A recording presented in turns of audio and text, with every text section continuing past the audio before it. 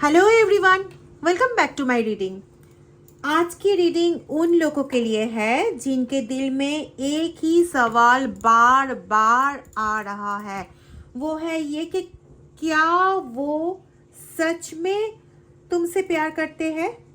अगर ये सवाल आपके मन में है तो आज की रीडिंग आपके लिए हो सकता है। जैसे हमेशा ये एक जनरल कलेक्टिव टाइमलेस रीडिंग है। एनर्जी सबके लिए अलग हो सकती है, इसलिए जितना पार्ट आपके साथ रेजोनेट करेगा उतना ही लीजिए, बाकी दूसरे के लिए छोड़ देना। ओके, तो चलिए आप कार्ड्स की एनर्जी देखते हैं। मन ही मन में आपका पार्टनर का नाम लीजिए 3 बार, उनका ध्यान कीजिए, साथ ही साथ यूनिवर्स का भी ध्यान कीजिए और कार्ड्स की एनर्जी के साथ जुड़ जाइए। चलिए देखते हैं क्या आते हैं। The vision, okay. सबसे पहले मुझे जो एनर्जी यहाँ पे मिल रहा है, ये उससे लगता है कि ये पर्सन आपको लाइटली नहीं लेता। हो सकता है कि ये अपनी फीलिंग्स ओपनली एक्सप्रेस ना करता हो।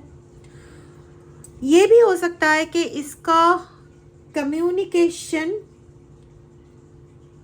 उसमें कुछ डिस्टेंस हो, लेकिन दिल के अंदर जो इमोशन है वो ख़त्म नहीं हुआ है। इस पर्सन ने आपको अपनी लाइफ का इम्पोर्टेंट पार्ट माना है, अब भी मानते भी है। कार्ड्स ये भी बता रहे हैं कि इसके अंदर डर भी है, थोड़ा सा फियर है। अभी ये फियर कैसा है? ये fear of rejection, fear of getting hurt. उसको लगता है कि वह आपके साथ अगर बात करने आएंगे तो फिर से आप दोनों में से ऐसा कुछ बात हो गया कि वो बहुत ज़्यादा हर्ट हो गया है, या तो फिर आपके साथ बात करने आएगा और आप बात ही नहीं करना चाहे, रिजेक्टेड हो गया, उसका जो भी अप्लाई था उस आपके सामने एप्लीकेशन रिजेक्शन। इसके डर है इसका। फिर भी ना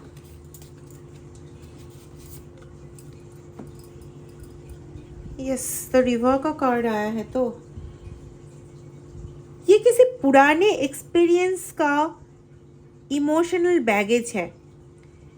इसी वजह से कई बार ये पर्सन अपने इमोशन को छुपा लेता है और आपको लगता है कि ये कुछ छुपाया है। हाँ, ये छुपाया तो है, पर अपना इमोशन जो एक्चुअली ये बताते हैं कि वो आपसे बेइंतहा प्यार करते हैं, वो इमोशन वो बार बार छुपा लेते हैं।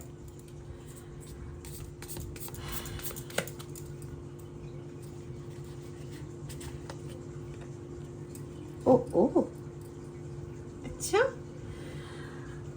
अब मैं जो नेक्स्ट एनर्जी देख रही हूँ उसमें अट्रैक्शन भी नज़र आ रहा है। देखिए द क्वीन का कार्ड आया है और ब्राइट येलो कलर है, रेड कलर भी है उसमें।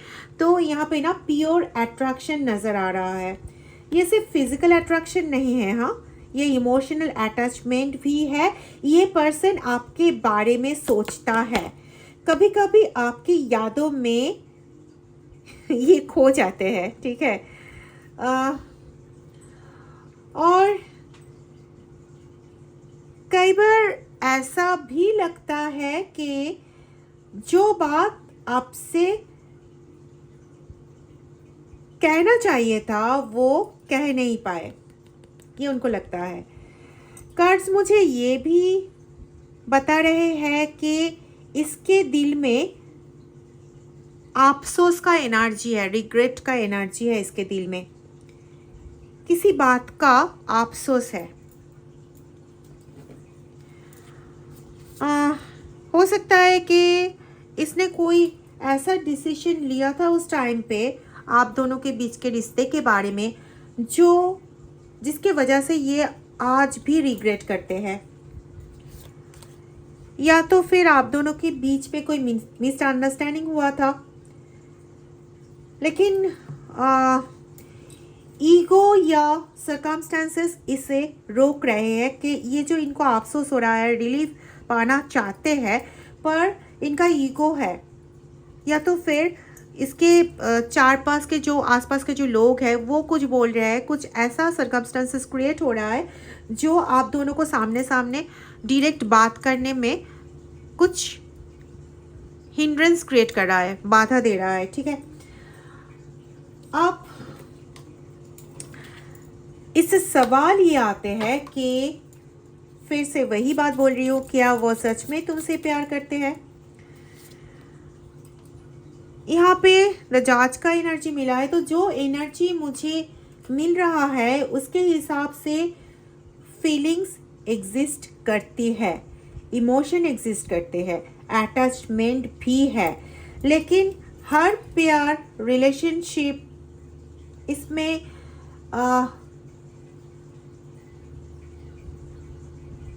ये जो कन्वर्शन है ये आ जाए, मतलब हर प्यारी रिलेशनशिप में बदल जाए, ये ज़रूरी नहीं है ना। यहाँ मुझे लग रहा है कि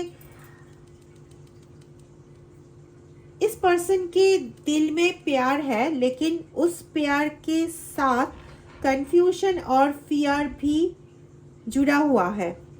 अगर आप दोनों के बीच साइलेंस चल रहा है, नो कॉन्टैक्ट सिचुएशन में हो, तो ये साइलेंस वाला इमोशन इसको ख़त्म होने की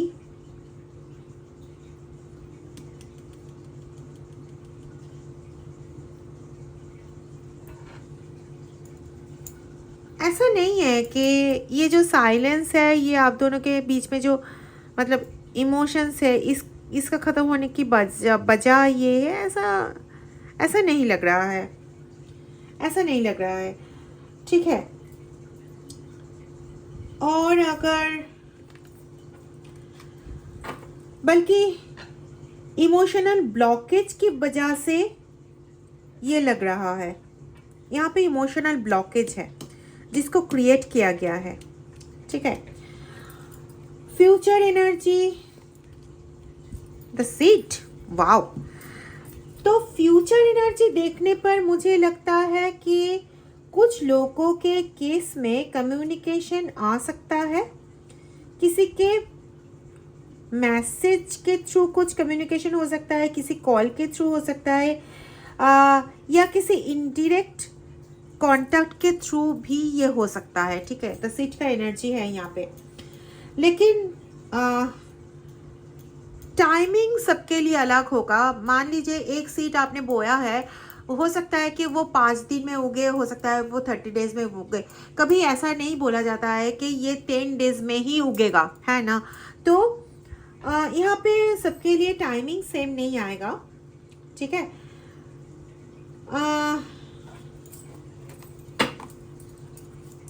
इसलिए थोड़ा सा पेशेंस रखना ज़रूरी है।